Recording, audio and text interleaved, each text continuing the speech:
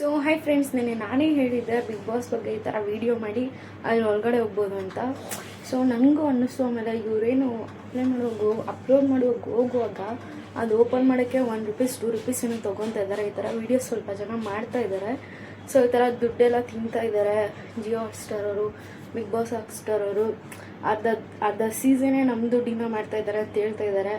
So ನನಗನ್ಸಿ ಈ ಸತಿ ಯಾರಾದರೂ ಬಿಗ್ ಬಾಸ್ ಒಳಗಡೆ ನಾರ್ಮಲ್ ಪೀಪಲ್ನ ಕಳಿಸ್ಕೊಂಡ್ರೆ, ಅಂದರೆ ಉತ್ತರ ಕರ್ನಾಟಕದವ್ರು ಬಿಟ್ಟು, ಯಾಕಂದರೆ ಅವ್ರನ್ನ ಕಳಿಸ್ಕೊಂಡ್ರೆ TRP ಜಾಸ್ತಿ ಬರುತ್ತೆ ಅಂತ ಉತ್ತರ ಕರ್ನಾಟಕದವ್ರನ್ನೇ ಕರೆಸ್ಕೊತಾರೆ. ಸೊ ಅವ್ರನ್ನ ಬಿಟ್ಟು ಬೇರೆ ಯಾರನ್ನಾದ್ರೂ ಕರೆಸ್ಕೊಂಡ್ರೆ ನಾನು ಪಕ್ಕಾ ಒಪ್ಕೊತೀನಿ ಇದು ಫೇಕ್ ಅಲ್ಲ ಅಂತ.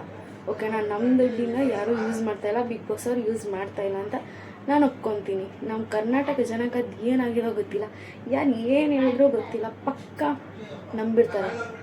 ಯಾರು ಏನಾದರೂ ಹೇಳಿ ಈ ಥರ ಮಾಡಿದರೆ ಪಕ್ಕ 100% ನಂಬಿಡ್ತಾರೆ.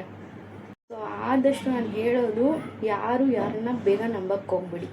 ಓಕೆನಾ? ಇವ್ರು ಹಂಗೆ ಮಾಡು, ಕಾಪಿ ಲಿಂಕ್ ಮಾಡು, ಫಾಲೋವರ್ಸ್ ಬರ್ತಾರೆ, ಆ ಕಾಪಿ ಲಿಂಕ್ ಮಾಡು, ಫಾಲೋವರ್ಸ್ ಬರ್ತಾರೆ, ಅದು ಇದು ಎಲ್ಲ ಹೇಳ್ತಾ ಇರ್ತಾರೆ. ಅದೆಲ್ಲ ಮಾಡಬೇಡಿ. ನೀವು ಹುಷಾರಾಗಿ ನೀವಿರಿ, ನಿಮ್ಮ ದುಡ್ಡು ಹಾಳು ಮಾಡ್ಕೊಬೇಡಿ. ಕಷ್ಟಪಟ್ಟು ದುಡ್ಡು ಇರ್ತೀರ.